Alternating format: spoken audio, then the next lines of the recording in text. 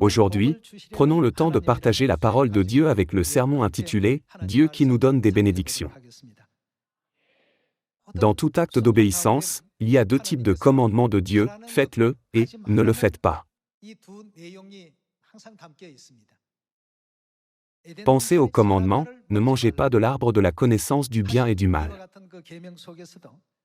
La raison pour laquelle Dieu a ordonné à Adam et Ève de ne pas en manger était pour leur bénédiction future, n'est-ce pas? Ainsi, lorsque Dieu nous ordonne de faire ou de ne pas faire quelque chose, il a certainement la volonté profonde de nous donner des bénédictions. Nous devons d'abord comprendre et reconnaître qu'il y a toujours la volonté de Dieu derrière toute chose. Si nous mettons nos pensées et nos connaissances du monde au-dessus des enseignements de Dieu, en pensant que nous avons acquis une expérience et une connaissance abondante du monde, nous serons inévitablement confrontés à de grandes difficultés et à de grands échecs. En d'autres termes, le malheur nous suivra. Non seulement les malheurs physiques, mais aussi les malheurs spirituels nous suivront en même temps. Pour cette raison, nous devons toujours considérer la parole de Dieu comme plus précieuse que l'or fin, tout comme David l'a fait.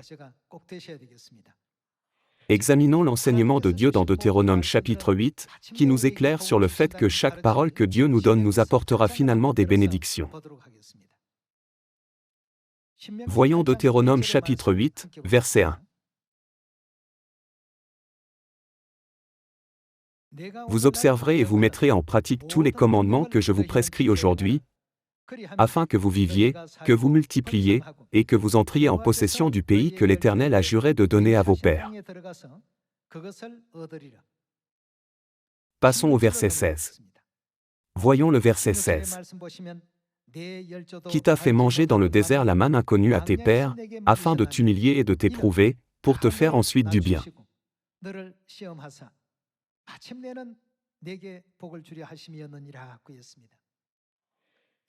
Derrière tout ce que Dieu fait pour nous, il y a toujours eu sa volonté divine de nous donner des bénédictions.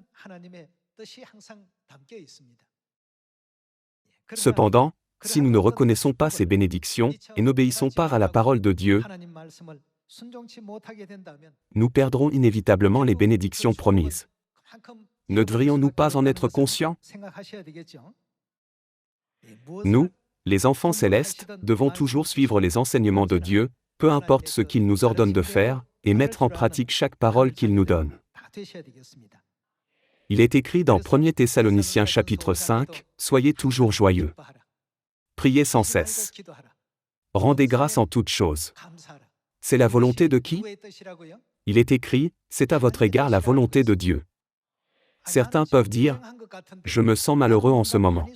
J'ai l'impression d'être perdu. Comment puis-je être joyeux?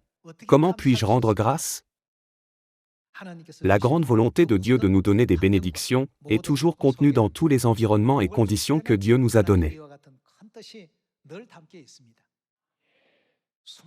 De nombreuses choses se produisent dans diverses parties du monde, mais quand nous regardons le résultat, nous pouvons toujours sentir que Dieu nous conduit sur le chemin des bénédictions. S'il n'y avait pas eu ces difficultés, il y aurait eu beaucoup de situations malheureuses où nous n'aurions pas reçu les bénédictions promises.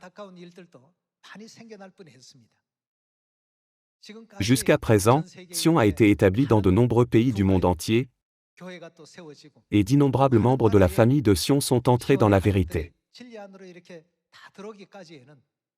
Tout au long de ce parcours, nous avons été confrontés à de nombreuses difficultés. Les gens nous ont parfois rejetés en disant que notre foi différait de celle des autres religions. Malgré toutes ces situations défavorables, Père et Mère ne nous ont-ils pas constamment soutenus et guidés en permettant à l'Église de Dieu d'être établie dans le monde entier? Même si nous avons parfois des difficultés, quand nous mettons en pratique ce que Dieu nous dit de faire, nous sommes destinés à recevoir des bénédictions. N'est-ce pas la raison pour laquelle la Bible nous enseigne à vivre selon la parole de Dieu? Ouvrons Deutéronome chapitre 28. Dans Deutéronome chapitre 28, verset 1, il est écrit. Si tu obéis à la voix de l'Éternel, ton Dieu, en observant et en mettant en pratique tous ces commandements que je te prescris aujourd'hui, l'Éternel, ton Dieu, que fera Dieu? Il te donnera la supériorité sur toutes les nations de la terre. Frères et sœurs, croyez-vous à ces paroles? Vous appartenez maintenant à la meilleure Église du monde. Vous pouvez en tirer une grande fierté. Pourquoi? Qui a fait cette promesse? Notre Dieu a fait cette promesse. Les paroles des hommes ne s'accomplissent pas toujours, mais les promesses de Dieu s'accomplissent. Dieu ne manque jamais à sa promesse. Il est écrit, Dieu te donnera la supériorité sur toutes les nations de la terre, mais il y a une condition, si tu obéis à la voix de ton Dieu. Lorsque nous obéissons avec diligence à la parole de Dieu, nous obtiendrons certainement ce résultat. Verset 2. Voici toutes les bénédictions qui se répandront sur toi, et qui seront ton partage, lorsque tu obéiras à la voix de l'Éternel, ton Dieu. Les bénédictions nous accompagneront et déborderont ici et là, à tel point que nous serons submergés de bénédictions. Frères et sœurs, notre Église a été approuvée par Dieu. Il existe de nombreuses institutions d'évaluation dans le monde, mais qui est celui qui fournit l'évaluation la plus crédible? C'est Dieu. Dieu dit, vous êtes les meilleurs de toutes les nations de la terre. Je vous encourage à le reconnaître et à en tirer une plus grande fierté. Continuons. Verset 3. Tu seras béni dans la ville, et tu seras béni dans les champs. Le fruit de tes entrailles, le fruit de ton sol, le fruit de tes troupeaux, les portées de ton gros et de ton menu bétail, toutes ces choses seront bénies. Ta corbeille et ta huche seront bénies. Tu seras béni à ton arrivée, et tu seras béni à ton départ. Il est écrit, tu seras béni quand tu resteras à la maison, et tu seras béni même à ton départ. Les bénédictions te suivront partout où tu iras. S'il y a une église qui demande, pourquoi notre église n'a-t-elle pas de bons résultats, veuillez réfléchir à la question suivante. Quand nous appliquons la parole de Dieu, y a-t-il quelque chose qui nous manque? Si vous vous attaquez à ce problème, vous serez immédiatement béni. C'est la promesse faite par notre Dieu qui est complètement différente des promesses faites par les hommes. Examinons les diverses bénédictions que Dieu nous a accordées en allant à Malachie chapitre 3. Malachie chapitre 3. Regardons Malachie chapitre 3, verset 7. Depuis le temps de vos pères, vous vous êtes écartés de mes ordonnances, vous ne les avez point observées. Revenez à moi, et je reviendrai à vous, dit l'Éternel des armées. Et vous dites, en quoi devons-nous revenir? Un homme trompe-t-il Dieu? Car vous me trompez. Et vous dites, en quoi t'avons-nous trompé? Dans les dîmes et les offrandes. Vous êtes frappés par la malédiction, et vous me trompez, la nation tout entière. Apportez à la maison du trésor toutes les dîmes, afin qu'il y ait de la nourriture dans ma maison, mettez-moi de la sorte à l'épreuve, dit l'Éternel des armées, et vous verrez si je n'ouvre pas pour vous les écluses des cieux, si je ne répands pas sur vous la bénédiction en abondance. Pourquoi Dieu a-t-il institué la règle de la dîme? Nous pouvons confirmer à travers ce verset que c'était pour nous donner des bénédictions. C'est toujours avec un cœur généreux que Dieu nous donne ses commandements et ses instructions. Il ne nous ordonne jamais sévèrement de faire des choses pour son propre intérêt. Regardons Exode chapitre 20, verset 8. Souviens-toi du jour du repos, pour le sanctifier. Passons au verset 11 concernant le jour du sabbat. Car en 6 jours l'Éternel a fait les cieux, la terre et la mer, et tout ce qui y est contenu, et il s'est reposé le 7e jour. C'est pourquoi l'Éternel, qu'a fait Dieu? Il a béni le jour du repos et l'a sanctifié. Frères et sœurs, Dieu n'a-t-il pas établi la règle de la dîme pour nous donner des bénédictions? De plus, il est clairement écrit dans Exode chapitre 20, que le jour du sabbat est également la règle, la loi et l'ordonnance de Dieu pour notre bénédiction, n'est-ce pas? Allons à Jérémie chapitre 31. On y trouve également des écrits sur une règle que Dieu a établie pour notre bénédiction. Jérémie chapitre 31, verset 31. Voici, les jours viennent, dit l'Éternel, où je ferai avec la maison d'Israël et la maison de Juda une alliance nouvelle. La loi de la nouvelle alliance. Passons au verset 34. Celui-ci n'enseignera plus son prochain, ni celui-là son frère, en disant, connaissez l'Éternel. Car tous me connaîtront, depuis le plus petit jusqu'au plus grand, dit l'Éternel, car je pardonnerai leur iniquité, et je ne me souviendrai plus de leurs péchés. Pourquoi Dieu a-t-il établi la nouvelle alliance? Nous pouvons confirmer à travers ce verset que Dieu l'a établi pour nous donner la bénédiction du pardon des péchés.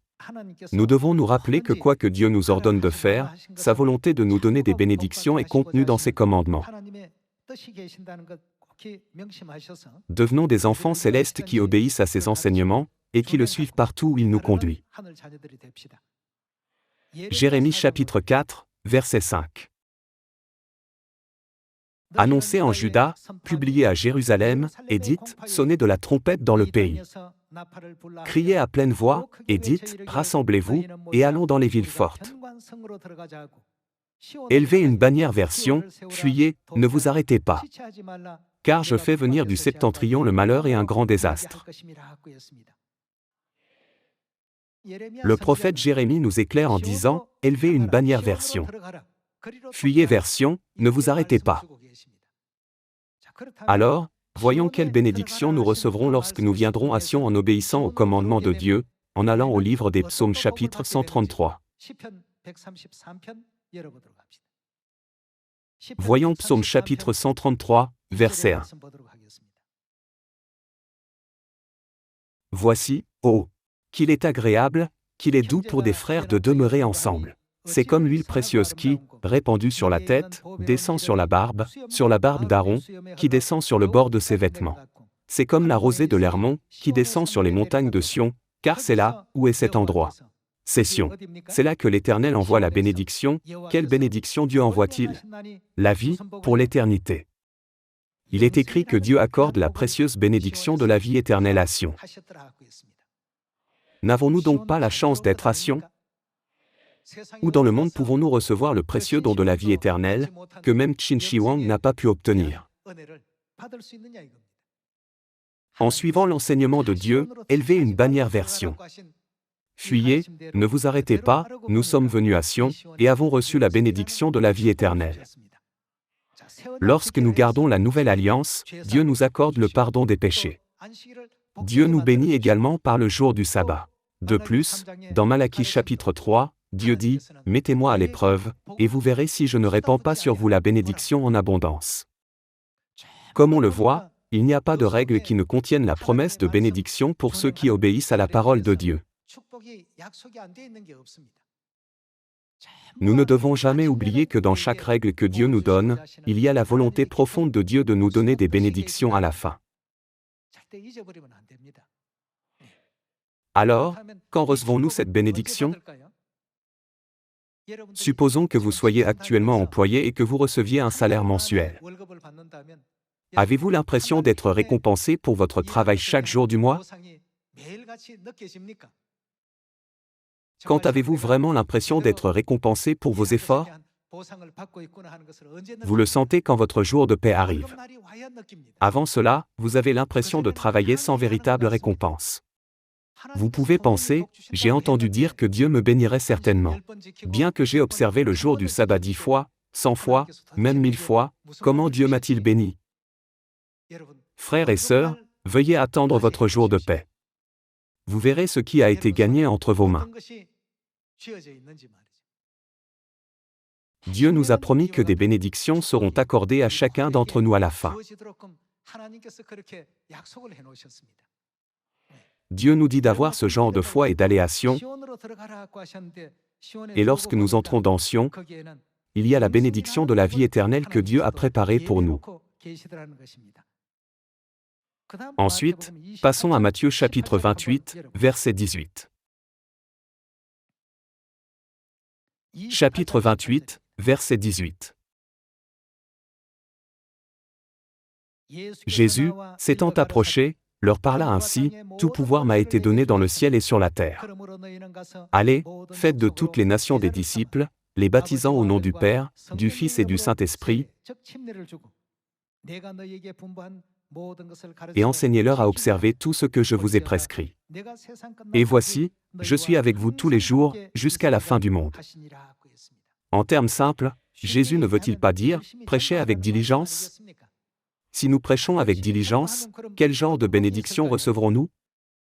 Voyons Daniel chapitre 12. Voyons Daniel chapitre 12, verset 2.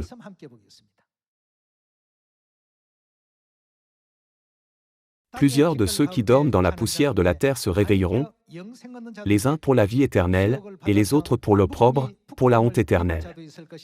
Ceux qui auront été intelligents, brilleront comme la splendeur du ciel, et ceux qui auront enseigné la justice à la multitude, en d'autres termes, ceux qui auront prêché avec diligence, brilleront comme les étoiles, à toujours et à perpétuité. Dieu fera participer ces gens à la gloire de briller comme les étoiles, à toujours et à perpétuité. Quand les gens du monde concluent un contrat, ils doivent l'exécuter et effectuer les paiements pour toutes les obligations aux conditions convenues. À plus forte raison devrions-nous nous attendre à recevoir les 10 000 bénédictions que Dieu accorde à l'humanité au jour glorieux de Dieu. Nous ne devons jamais l'oublier.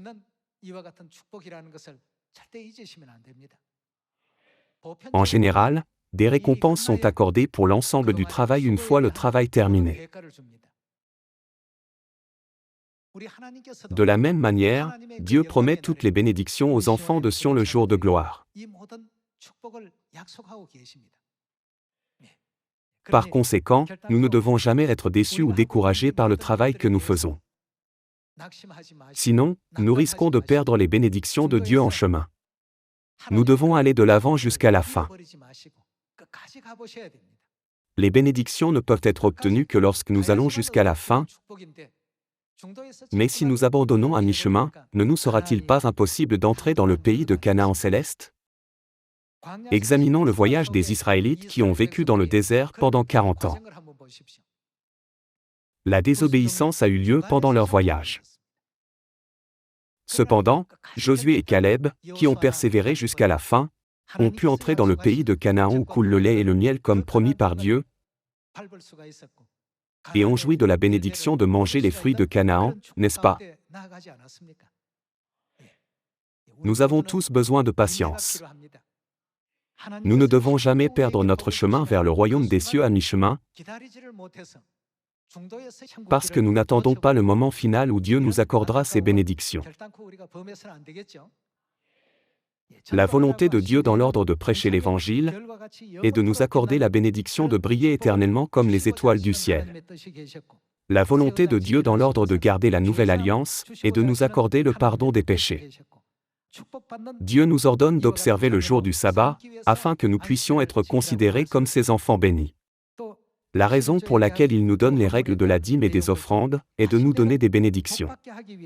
Nous ne devons jamais oublier que tous ces commandements servent finalement à nous donner des bénédictions. Voyons Ésaïe chapitre 25, verset 6. Ésaïe chapitre 25, verset 6.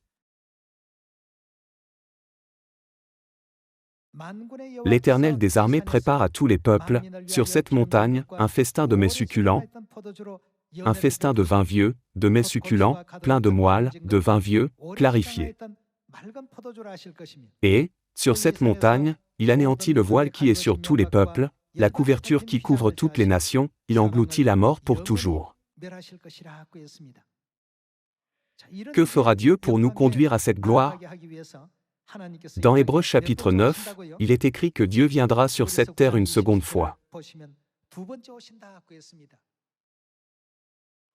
Afin que nous puissions le reconnaître lorsqu'il vient une seconde fois, quelle vérité nous a-t-il enseigné? Il nous a fait connaître la Pâque de la Nouvelle Alliance, le jour du sabbat et la règle du voile. Ne nous a-t-il pas enseigné toutes les vérités de l'Église primitive? En apprenant ces choses dans la Bible, certains peuvent seulement penser « c'est correct ». C'est faux. Cependant, au contraire, nous ne devons jamais oublier que chaque élément de l'enseignement de Dieu contient des bénédictions. Après avoir connu toutes les vérités, avez-vous pu reconnaître le Christ venant pour la seconde fois, celui qui engloutit la mort pour toujours? Nous avons pu le recevoir en disant, « Voici, c'est notre Dieu ». Celui qui n'a pas appris la Pâque, peut-il le reconnaître tout de suite? Ceux qui ne connaissent pas la vérité de la nouvelle alliance de Dieu ne peuvent pas comprendre cela. Passons au verset 9. Verset 9. En ce jour l'on dira, « Voici, c'est notre Dieu, en qui nous avons confiance, et c'est lui qui nous sauve. » C'est l'Éternel, en qui nous avons confiance, soyons dans l'allégresse, et réjouissons-nous de son salut. Ne pouvez-vous pas réaliser que le vin vieux, qui engloutit la mort, est le vin de la Pâque? Pour cette raison, Dieu nous ordonne, célébrez la Pâque. Observez le jour du sabbat. Si nous obéissons à toutes les règles de Dieu, non seulement nous recevrons des bénédictions sur cette terre, mais il est également prophétisé que des bénédictions nous sont réservées dans le royaume éternel des cieux, et qu'elles ne disparaîtront jamais. En reconnaissant ce fait, nous devons courir la course de tout notre cœur. Dans ce monde, la moindre difficulté ou le plus petit obstacle peut être source d'angoisse et difficile à surmonter.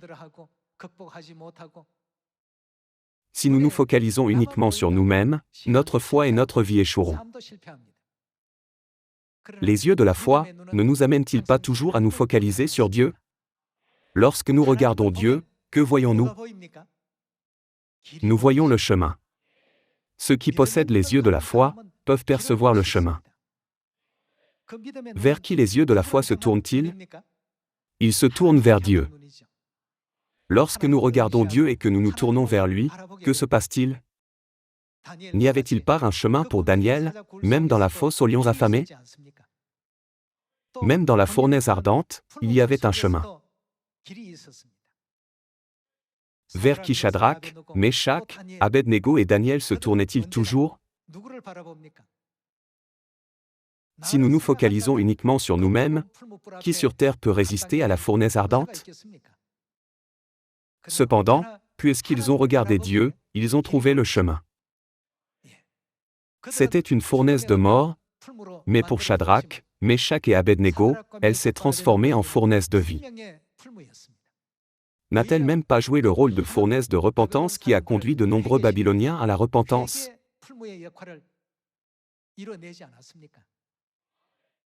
Dieu nous ordonne, n'adorez pas les idoles. N'adorez pas d'autres dieux. Puisque Dieu prépare continuellement des bénédictions pour nous par ses enseignements, ceux qui agissent selon ses enseignements peuvent toujours être joyeux, prier sans cesse et rendre grâce en toutes choses.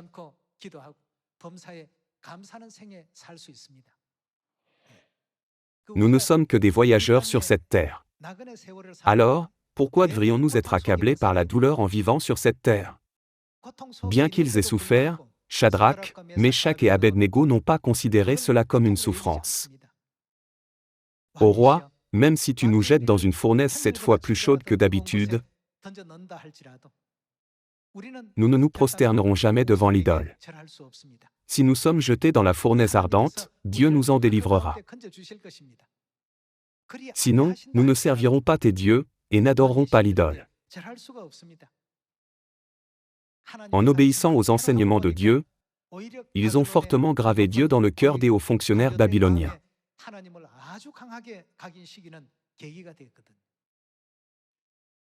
Suivons toujours les enseignements de Dieu. Ceux qui obéissent à la parole de Dieu peuvent être mis au-dessus de toutes les nations de la terre. Une église qui obéit à la parole de Dieu peut être la meilleure église du monde.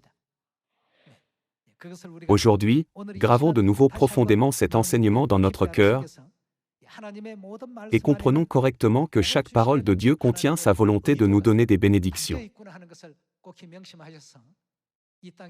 J'espère sincèrement que cette année sera une année magnifique où nous obéirons à la parole de Dieu et la suivrons, quelle qu'elle soit donnée par la Bible ou directement sur cette terre.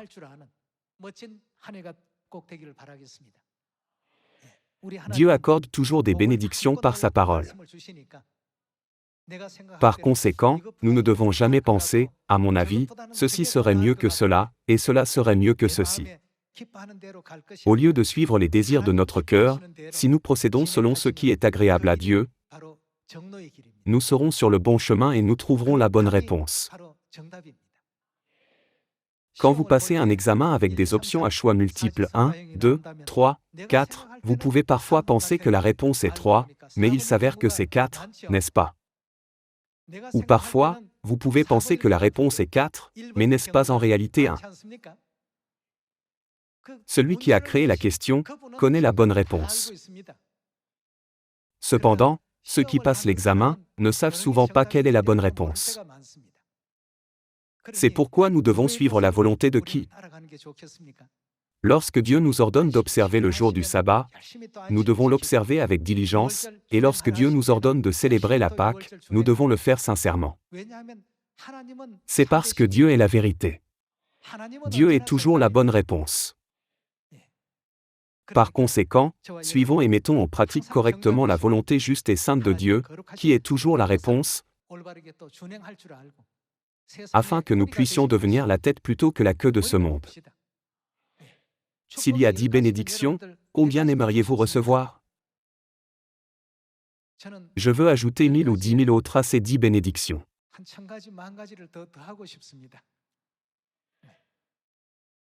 Si Dieu m'a accordé 10 bénédictions, j'aimerais lui demander, y a-t-il un moyen pour que je reçoive 10 000 bénédictions?